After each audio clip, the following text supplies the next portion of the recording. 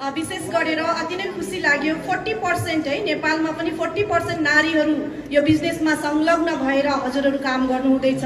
र नारीहरूको लागि डाइरेक्ट सेलिङ बिजनेस एउटा वरदान हो किनकि हामी घर छोडेर कहीँ बाहिर गएर काम गर्नु मिल्दैन घरको एउटा जिम्मेवारी हुन्छ तर घरको काम सिद्धाएर हामीले 2-3 घण्टा 4 घण्टा काम गरेर आफ्नो परिवार अनि आफ्नो जिन्दगीलाई बदलाउने यो एउटा प्लेटफर्म हो अवसर हो यस अर नो सो एकदमै खुसी छु म अनि congratulation all healthy living Nepal family 4 वर्ष कम्प्लिट अनि तपाईहरुले 16 वर्षमा भएको इन्डियाको कामलाई 4 वर्षमा तपाईले प्रुभ गर्नुभयो कि यस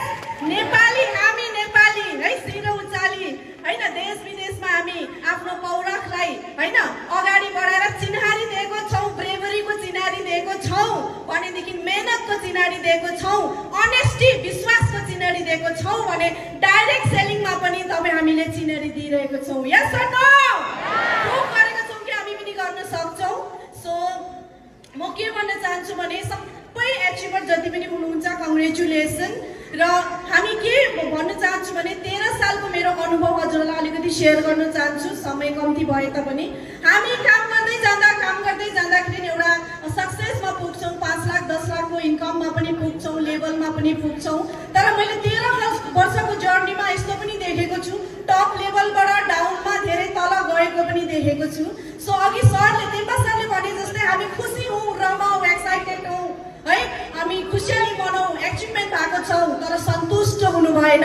हामी सेटिस्फाइड हुनु भएन कहिलेकाहीँ हामी सन्तुष्ट भएर यस अब म 10 लाखमा पुगे 15 लाखमा पुगे भनेर कहिलेकाहीँ हामी बेसिक बिर्सी पठाउँछौं सुरुको हाम्रो काम 1 to 1 भेट्ने मान्छेलाई हाम्रो आफ्नो प्रडक्टको बारेमा बुझाउने जोइनिङ गराउने होम मिटिङ गर्ने इभेन्ट बिल्ड गर्ने यो कामहरू कहिलेकाहीँ हामी भुलि पठाउँछौं टप लेभलमा गएर सो यो काम कहिले हामी भुल्नु भएन जति पनि एचिभर हुनुहुन्छ तपाईहरुको लागि मेरो यो मेसेज र दिदी बहिनीहरुको लागि यो मेसेज आज हाम्रो देशबाट नेपालबाट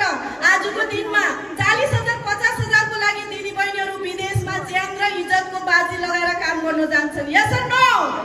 के दिदी बहिनीहरुलाई हामीले रोक्नु पर्ने छ यति धेरै दिदी बहिनीहरु हामी मिलेर 10 जना चेलीहरुलाई पनि नारीहरुलाई पनि हामी यहाँनिर लाख रुपैयाँ कमाउने सिकायौं भनेदेखि आउँदो जेनेरेसनले आफ्नै देशमा आफ्नै बाजे बोजूसँग आफ्नो नाति पलातिनीसँग बसेर आफ्नो जीवनलाई इन्जोय गर्न सक्नेछ र आफ्नो परिवारदेखि छुट्टिन